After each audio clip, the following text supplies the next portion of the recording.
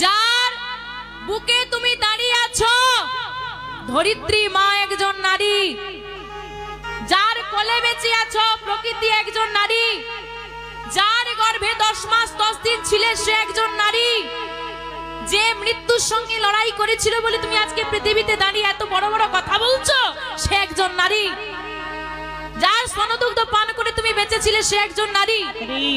প্রতি বছর ঘটা করে যার হাত থেকে ফোঁটা নাও সে একজন নারী, যার জন্য তুমি বাবা হতে পারছো সেও একজন নারী। আর তোমার সন্তান নারী হলে দোষ। জেনে রাখো দুর্গা পুজোয় 5000 টাকা চাঁদা তুমি দিয়েছো,